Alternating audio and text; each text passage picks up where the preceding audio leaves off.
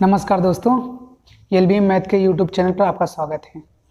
दोस्तों, हम आपको ज्योमेट्री के एक चैप्टर लाइन और एंगल के बारे में लगभग पाँच वीडियो डाल चुके हैं। दोस्तों, आप उनको देखिए। मैंने 3 वीडियो में थ्योरी कवर किया है दोस्तों, 20-20 मिनट की हमारी वीडियोज हैं, और मैं 2 वीडियो दोस्तों आपके लिए वो क्वेश्चन पे काम किए दोस्तों।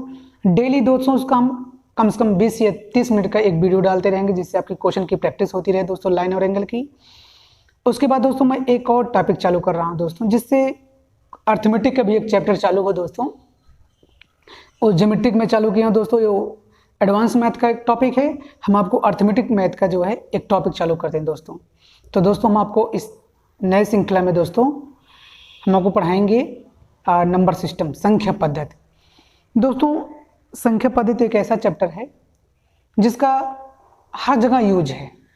हर जगह यूज करने का मतलब ये है कि मैथ के जितने भी चैप्टर हम लोग पढ़ते हैं, मैथ के जितने भी लगभग चैप्टर पढ़ते हैं, हर जगह उसका कुछ न कुछ यूज रहता है। जैसे जब हम सम और विषम जानेंगे, ऑड और इवन जानेंगे, तो हर जगह सम संख्याएं क्या होती है, विषम संख्याओं की बात होती है दोस्तों। और आगे बढ़ेंगे, कहीं और बढ़ते हैं तो परमेय क्या होता है, अपरमेय क्या होता है, मतलब रेशनल और रेशनल क्या होते हैं, पूर्णांक क्या हो दोस्तों, पूर्णांक क्या होते हैं, मतलब इंटीजर्स क्या होते हैं, और दोस्तों नेचुरल नंबर क्या होता है, होल्स नंबर क्या होते हैं। तो जितनी बातें दोस्तों, हम इन सारी बातों पर आपसे चर्चा करेंगे 1 बाय 1 करके, जिससे आपको कोई प्रॉब्लम ना आए दोस्तों। और दोस्तों, लगभग हर एग्जामों में 1-2 क्वेश्चन नंबर सिस्टम से उठा ही लिए जाते हैं। तो आइए दोस्तों, एक बेहतर मतलब कॉन्सेप्ट देते हैं पूरा नंबर सिस्टम का। जैसे दोस्तों, आपको कभी इकाई अंक ज्ञात करना होता है, डिविजिबिलिटी रूल क्या होता है, मतलब विभाज्यता का नियम क्या होता है दोस्तों। उसके बाद दोस्तों मैं इसमें आपको बताऊंगा कि शेषफल प्रमेय क्या है। तो ये जितने दोस्तों टॉपिक्स हैं, हम आपको बेहतर तरीके से इसके अंदर चर्चा करेंगे। तो आइए दोस्तों, हम देखते हैं कि कैसे हम लोग नंबर सिस्टम पढ़ेंगे दोस्तों। आइए दोस्तों, संख्या पद्धति दोस्तों।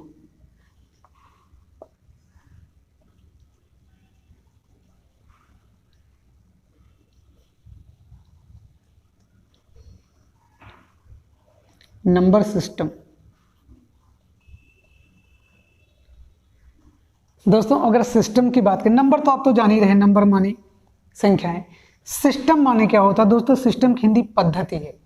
सिस्टम कहते हैं कि सिस्टम, जब दोस्तों सिस्टम क्या होता है कि जैसे इंसान है कि हम कोई कार्यक्रम करते हैं तो उसमें बहुत जुगाड़ करने पड़ते हैं, तरह तरह के लोगों से सहायता लेनी पड़ती है। जैसे मान लीजिए शादी कार्यक्रम हुआ, शादी क्रम में नाचने गाने वाले भी होते हैं, शादी में दोस्तों खाना बनाने वाले भी होते हैं दोस्तों, शादी में दोस्तों कुछ ऐसे दोस्त भी होते हैं, शादी में दोस्तों रिश्तेदार भी आते हैं, शादी में दोस्तों अपरिचित, जैसे आपसे जो परिचय नहीं तो आपके पापा के परिचय, वो लोग आते हैं। तो शादी एक सिस्टम के हर प्रकार का, शादी में दोस्तों टेंट हाउस वाले अलग से होते हैं, लाइटिंग वाले अलग से होते हैं दोस्तों। जितना प्रकार का डेकोरेशन होता है, सिस्टम होता है, तो उसमें अलग अलग लोग आके मिलते हैं। तब जब मिलते हैं तो एक कार्यक्रम का निर्माण करते हैं। उस कार्यक्रम का नाम होता है दोस्तों शादी। तो दोस्तों उसी प्रकार जब कई प्रकार के रूल रेगुलेशन, नियम, क्रियाएं, प्रक्रियाएं गणित में हो जाती हैं, सब एक साथ एक चैप्टर में आ जाएं, तो उस चैप्टर का नाम हो जाए दोस्तों संख्या पद्धति, नंबर सिस्टम।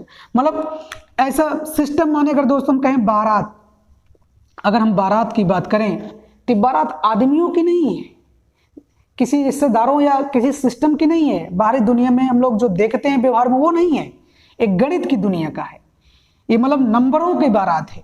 तो दोस्तों इसमें नंबरों की बारात करने मतलब क्या हुआ, आदमी तो हम सब लोग हैं।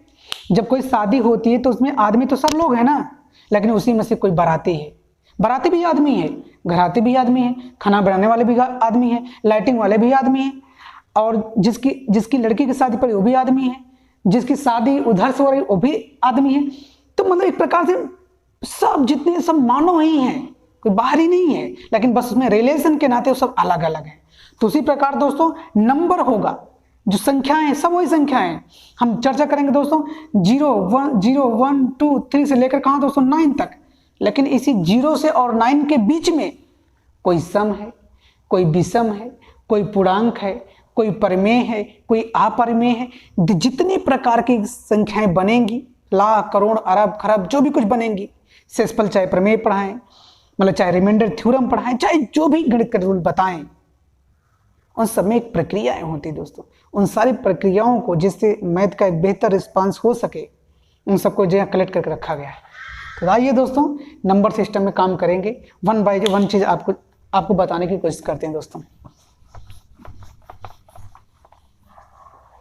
तो दोस्तों नंबर सिस्टम में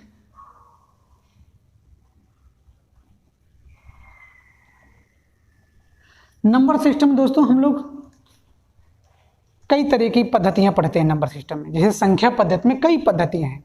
जैसे दोस्तों हम लोग पढ़ेंगे आपको दशमलव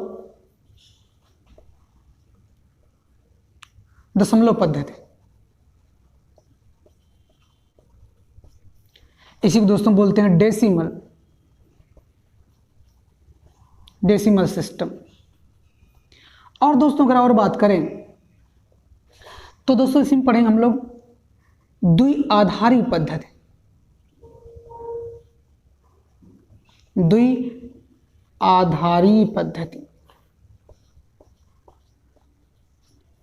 करेंगे दोस्तों मतलब बाइनरी सिस्टम।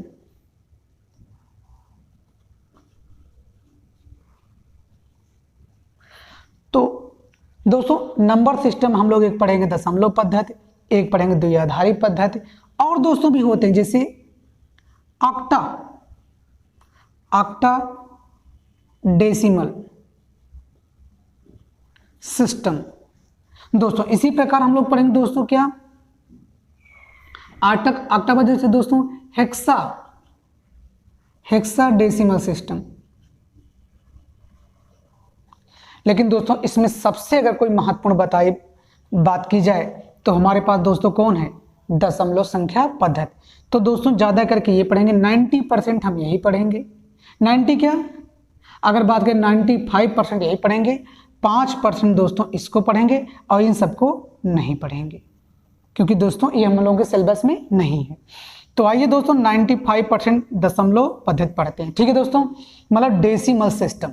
तो देखते हैं दोस्तों संख्या पद्धति के अंतर्गत जो डेसिमल सिस्टम होता है वो क्या होता है, उसकी प्रक्रियाएं क्या हैं, कैसे हम लोग उसको जानते हैं। ठीक है दोस्तों, आइए सीखते हैं। तो जो मैंने इसको आपको इसलिए बता दिया सब, जिससे आप जानते रहिए कितनी पद्धतियां आपको पढ़नी है दोस्तों। आइए दोस्तों हम लोग देखते हैं डेसिमल सिस्टम।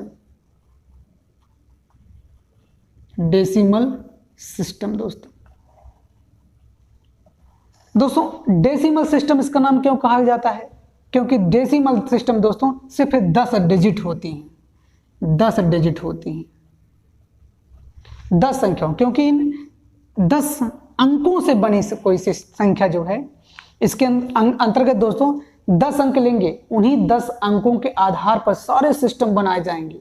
इसलिए इस पद्धति को हम लोग डेसिमल सिस्टम के नाम से, डेसिमल पद्धति के नाम से जानते हैं। इसमें कौन कौन अंक होंगे दोस्तों, 0, 1, 2, 3, 4, 5, 6, 7, 8 और 9। ये दोस्तों 9 डिजिट हैं जिनकी सहायता से हम पूरे डेसिमल सिस्टम को पढ़ेंगे दोस्तों। तो कभी क्वेश्चन दोस्तों अगर पूछा जाए कि डेसिमल सिस्टम में कितने डिजिट होते हैं दोस्तों, 9। जब हम दोस्तों आपको बाइनरी पढ़ाएंगे तो उसमें सिर्फ 2 डिजिट होते हैं, 0 और 1 होते हैं। जैसे ऑक्टा हुआ दोस्तों तो उसमें सिर्फ 8 होते हैं, हेक्सा हुआ तो दोस्तों इसमें 6 होते हैं। ये डेसिमल है इसलिए इसमें 10 अंक होते हैं।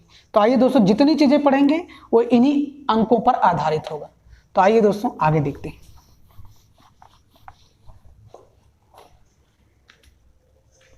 तो दोस्तों हम लोग सबसे पहले देखेंगे फेस वैल्यू। क्या देखेंगे दोस्तों, फेस वैल्यू, कहें दोस्तों अंकीय मान। दोस्तों देखेंगे दोस्तों अंकीय मान क्या होता है। अंकीय मान मतलब क्या है, फेस वैल्यू, मतलब जब कोई हमारे पास डिजिट हो उसकी वैल्यू उतना ही ली जाए तब उसे हम लोग दोस्तों बोलते हैं अंकीय मान, मतलब फेस वैल्यू। जैसे 5 है, जिसे थोड़ा देखिए समझने में ज़्यादा क्लियर होगा कि 5, 4, 3, 7।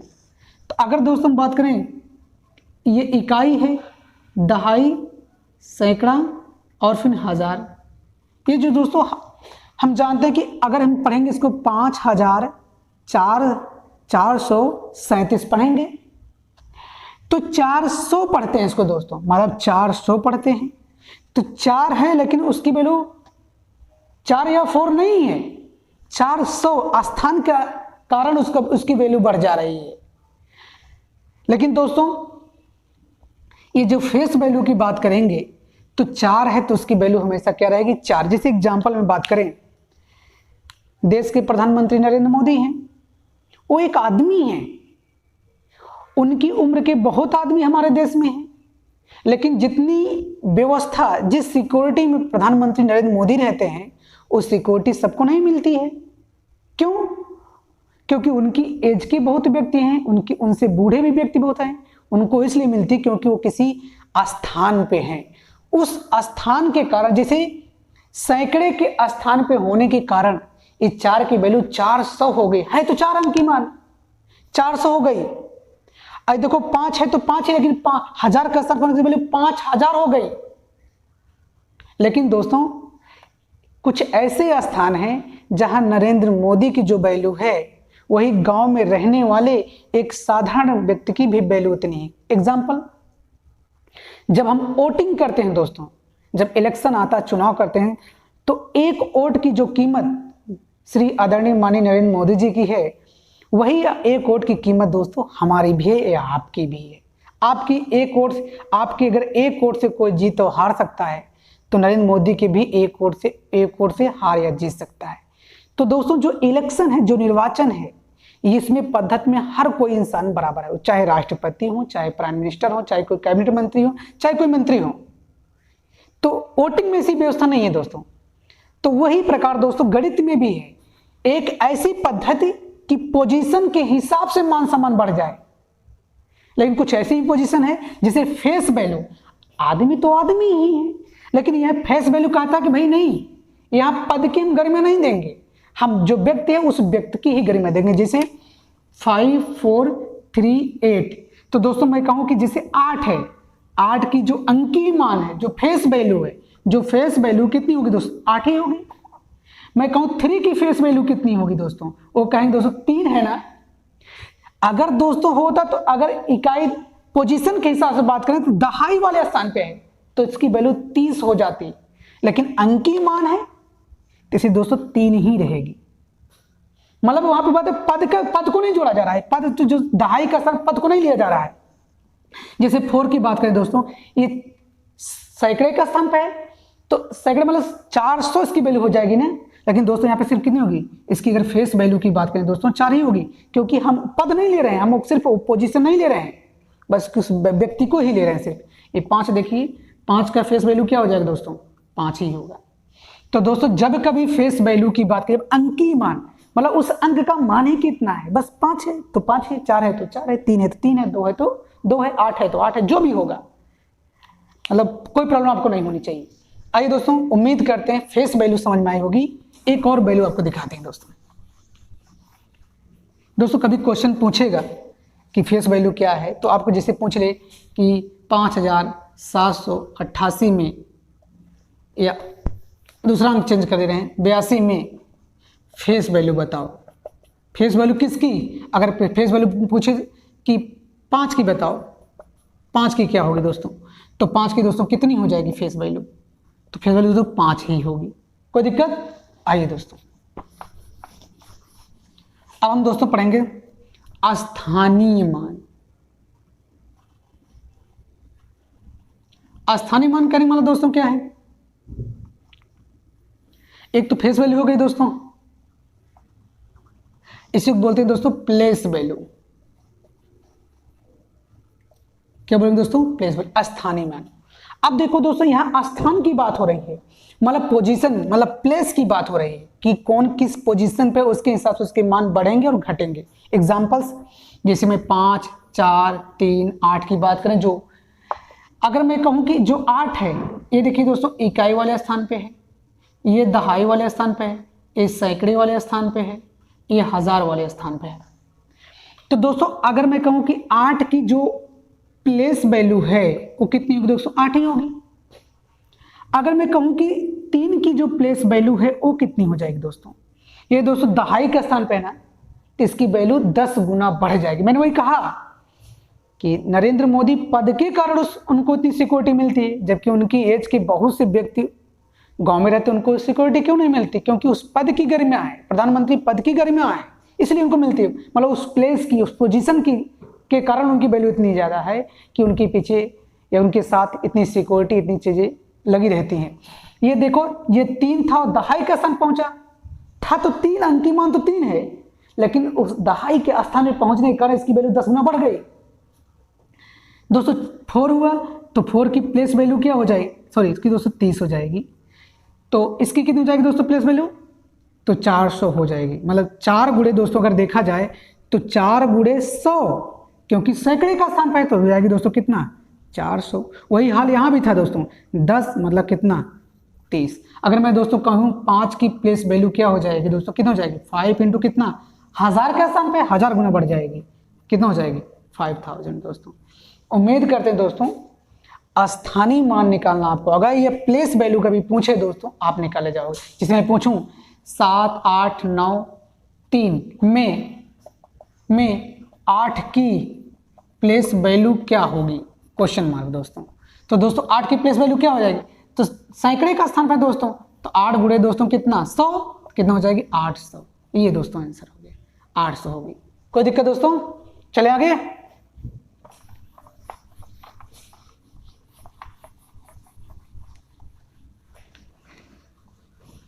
आइए दोस्तों आगे देखते हैं।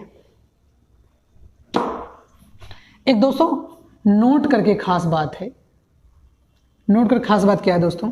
जैसे मैं बात करूं दोस्तों 8729 एक क्वेश्चन है। अगर मैं कहूं कि जो 9 है इसकी फेस वैल्यू क्या होगी आप बताइए, तो बताएंगे फेस वैल्यू कितना? 9 ही होगी। मैं कहूं इसकी आप प्लेस वैल्यू बताइए कितनी होगी दोस्तों? तो 9 ही होगी। तो नोट करके एक बात दोस्तों जानिए कि अगर इकाई के स्थान पे कोई है, मतलब अगर कोई यूनिट, मतलब अगर इकाई के स्थान पे कोई है तो उसकी फेस वैल्यू और प्लेस वैल्यू का मान क्या होता है? इक्वल होता है। तो कह सकते हैं क्या, एक नोट करके क्या सिस्टम बन सकता है? इकाई अंक का क्या कि जो प्लेस वैल्यू, इकाई अंक का क्या? प्लेस वैल्यू और फेस वैल्यू दोनों क्या होते हैं? इक्वल होते हैं दोस्तों। ये बात याद रखनी चाहिए दोस्तों। ठीक दोस्तों, आइए आगे चलते हैं दोस्तों। अब हम दोस्तों आगे पढ़ेंगे। तो दोस्तों उम्मीद करते हैं ना समझ में आया होगा। तो हमने आपको 3 चीज़ें बताया कि हम डेसिमल सिस्टम पढ़ रहे हैं। डेसिमल क्यों पढ़ रहे हैं? क्योंकि डेसिमल ये हमारे सिलेबस में हमारे लिए सबसे महत्वपूर्ण है, इसे हमें पढ़ना है। और इसमें 95% हम डेसिमल सिस्टम पढ़ेंगे, 5% दोस्तों हम आपको बाइनरी सिस्टम पढ़ाएंगे। तो जैसे डेसिमल को बाइनरी में कैसे कन्वर्ट किया जाता है, या बाइनरी है तो उसको डेसिमल में कैसे कन्वर्ट करेंगे। ठीक दोस्तों, ये उसमें सीखेंगे, क्योंकि इसके भी क्वेश्चन एग्जाम में पुटअप किए जाते हैं। तो दोस्तों अब हम पढ़ेंगे क्लासिफिकेशन ऑफ नंबर्स, मतलब संख्याओं का वर्गीकरण कैसे किया जाता है। आइए दोस्तों देखते हैं संख्याओं का वर्गीकरण कैसे किया जाता है।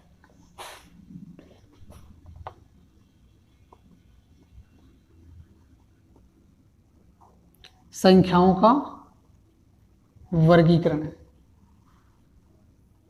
मतलब दोस्तों क्लासिफिकेशन ऑफ नंबर्स। तो आइए दोस्तों संख्याओं के वर्गीकरण में देखते हैं। ठीक है ना। संख्याओं के वर्गीकरण की अगर बात करें दोस्तों, तो अगर हमारे पास कोई संख्या है, अगर मैं कहूं कि किस संख्या का वर्गीकरण, संख्या तो दोस्तों वर्गीकरण तब लेंगे जब हम, जैसे कि मानव, आदमी तो सब है। अगर दोस्तों कोई डॉक्टर है तो भी आदमी है, अगर दोस्तों कोई मास्टर है तो भी आदमी है, कहें इंजीनियर है तो वो भी आदमी है, या कहें दोस्तों कोई खिलाड़ी है वो भी मतलब मानव है। तो एक मानव ही सब कुछ है, कहीं डॉक्टर है, कहीं इंजीनियर है, कहीं कुछ है। लेकिन एक मानव जो शब्द है वो बहुत व्यापक है, उसी में से सब, जैसे स्टूडेंट या टीचर वो भी तो मानव है। तो एक मतलब जो मानव शब्द है तो दोस्तों बहुत छोटा, लेकिन उसको क्लासिफिकेशन जब करेंगे ना तो उसका मानव को वर्गीकरण कैसे करेंगे? डॉक्टरों का ग्रुप, मास्टरों का ग्रुप, उसके बाद इंजीनियरों का ग्रुप, विद्यार्थियों का ग्रुप, नेताओं का ग्रुप, ऐसे सबका क्लासिफिकेशन करेंगे दोस्तों ना। किसका क्लासिफिकेशन करें, किसका वर्गीकरण है? मानव को कई भागों में बांट रहे हैं, नेताओं में, स्टूडेंटों में, है ना। उसी प्रकार दोस्तों यहां ऐसा क्या शब्द लिख दें कि जिसका हम वर्गीकरण करके आपको समझा दें। तो वो शब्द है दोस्तों सम्मिश्र संख्या। कैसा है?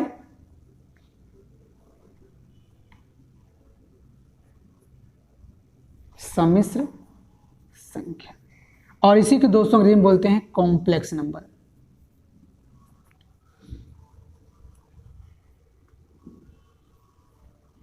क्या दोस्तों बोलते हैं? Complex number. कॉम्प्लेक्स नंबर क्या है दोस्तों?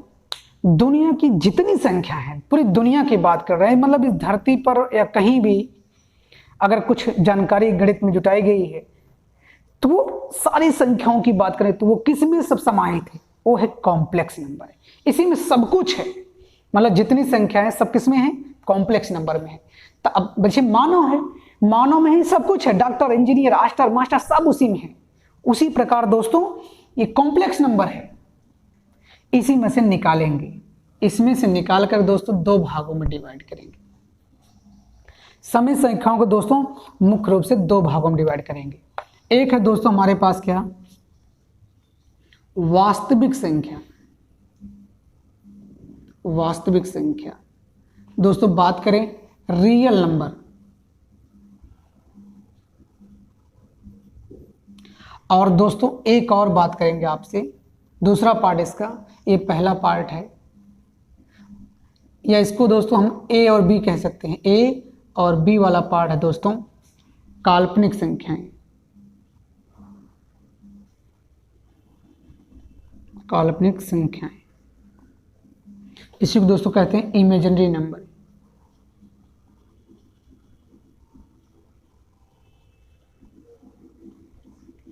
तो दोस्तों जो सम्मिश्र संख्या है जिसमें सारी संख्याएं समाहित हैं उसको हम मुख्य रूप से दो भागों में बांटते हैं, एक वास्तविक संख्याएं और एक काल्पनिक संख्याएं। दोस्तों काल्पनिक संख्याएं, काल्पनिक संख्याओं में थोड़ी सी चर्चा आपको करनी है, ज़्यादा नहीं। तो दोस्तों काल्पनिक संख्याओं को हम स्मॉल आई से प्रदर्शित करते हैं, और दोस्तों इसको आयोटा पढ़ते हैं। आई